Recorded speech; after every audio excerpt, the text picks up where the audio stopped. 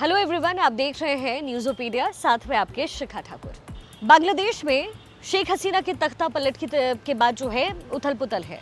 वहाँ की जो अंतरिम सरकार है वो कामयाब अभी नजर नहीं आ रही। कट्टरपंथी जो लोग हैं प्रदर्शनकारियों के भेष में, उन्होंने अल्पसंख्यक समुदाय के लोगों पर जो है खास तौर पर हिंदुओं को निशाना बनाना शुरू कर दिया है। उनके मंदिरों पर हमले किए जा रहे हैं।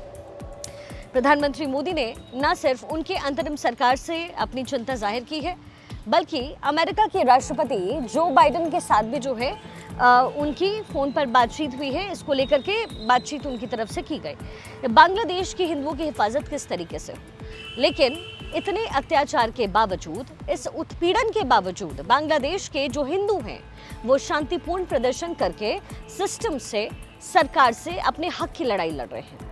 इन हिंदुओं ने ना तो वहां पर एक भी बार अराजकता फैलाने की कोशिश की और ना ही गैर कानूनी तरीके से भारत में घुसपैठ की कोशिश की है। एक तस्वीर जरूर सामने आई जब बीएसएफ से रिक्वेस्ट वो कर रहे थे कि उनको अंदर आने दिया जाए, लेकिन जब बीएसएफ ने उन्हें समझाया तो फिर वो वापस लौट गए। जबकि सीमा पर जो तैनात बीएसएफ है और राज्य की जो पुलिस है उसके आंकड़े बताते हैं कि बांग्लादेश में भले ही उत्पीड़न हिंदुओं का हो रहा हो, लेकिन घुसपैठ करने के मामले में जो है मुसलमान सबसे आगे हैं। पड़ोसी देश बांग्लादेश से भारत के 5 राज्य, पश्चिम बंगाल, असम हो गया आपका, त्रिपुरा हो गया, मिजोरम हो गया और मेघालय की जो सीमा है वो मिलती है। बांग्लादेश भारत के साथ सबसे लंबा लैंड बॉर्डर, तकरीबन 4500 किलोमीटर से लंबे की जमीनी सीमा साझा करता है, ये आप जानते हैं। और सबसे बड़ी बात यहाँ पर यह है कि सबसे ज्यादा जिसकी मॉनिटरिंग इस समय हो रही है वो पश्चिम बंगाल बॉर्डर है। लेकिन बांग्लादेश मुस्लिमों की भारत में घुसपैठ की कोशिश की ऑफिशियल पुष्टि जो है तब हुई जब असम के मुख्यमंत्री हेमंता बिस्वा शर्मा ने ये आंकड़े सार्वजनिक किए हैं कि भाई जितने बांग्लादेशी नागरिक इस दौरान घुसपैठ की कोशिश करते हुए पकड़े गए हैं वो सारे के सारे जो है वो मुस्लिम थे, एक भी हिंदू नहीं थे।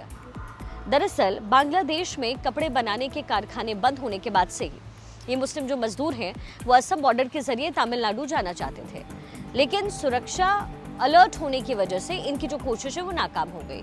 अब सवाल यहाँ पर ये है कि इस घुसपैठ का जो पैटर्न है वो बड़ा दिलचस्प है।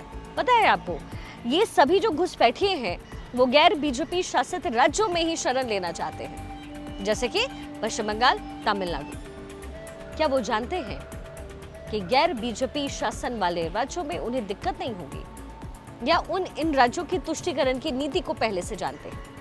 क्योंकि मान लीजिए अगर कपड़े बनाने के कारीगर जो हैं वो हिंदुस्तान में आकर के काम करना चाहते हैं तो पहला तो उन्हें कानूनी तौर तरीके का इस्तेमाल करते हुए यहाँ पर आना चाहिए, है ना।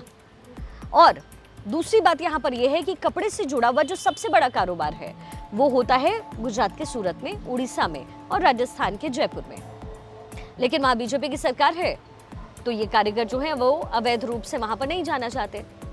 ये आंकड़े अब ऑफिशियल है कि पहले ही लाखों घुसपैठिए रोहिंग्या मुसलमान पश्चिम बंगाल की सीमा के जरिए देश के तमाम हिस्सों में बस चुके हैं और लंबे समय से अवैध तरीके से भारत में रह करके ये कई तरीके की असामाजिक गतिविधियों में भी जुड़े हुए हैं।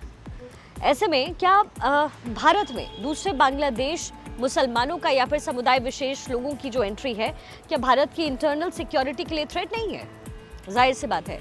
जानकारी के मुताबिक बांग्लादेश से इंटर करने वाले जो घुसपैठिए हैं असम, त्रिपुरा, पश्चिम बंगाल और बिहार ही नहीं, राजधानी दिल्ली के अलावा भारत के कई और बड़े शहरों तक पहुंच चुके हैं। और हालात आज ये हैं कि आज पूरे देश में घुसपैठियों की संख्या 3 करोड़ से भी ज्यादा की हो चुकी है। भारत ने बांग्लादेश घुसपैठियों की एंट्री की शुरुआत हुई थी 1971 में, जब बांग्लादेश जो है वो स्वतंत्र राष्ट्र नहीं था, पूर्वी पाकिस्तान था और वहां पर पाकिस्तानी सेना के जुल्म की वजह से लोग भाग करके भारत आ रहे थे। लेकिन अभी भी जो है घुसपैठ का पैटर्न है वो जस का तस बना हुआ है, जबकि सच्चाई ये है कि मुसलमान वहाँ पर बहुसंख्यक हैं और वहाँ उन्हें एक तरीके से काफ़ी सहूलियत भी मिलती है, वो ताकतवर भी वहाँ पर हैं। उत्पीड़न का शिकार बांग्लादेश में अल्पसंख्यक हिंदू हैं, लेकिन बावजूद इसके हिंदू वहाँ से भागकर भारत नहीं आ रहे। उनकी तुलना में मुसलमान घुसपैठिए ही इस समय बांग्लादेश से भारत के अलग अलग शहर में जा रहे हैं और वो उन्हीं शहरों में, उन्हीं राज्यों में जा रहे हैं, रहना चाहते हैं जहां बीजेपी की सरकार नहीं है।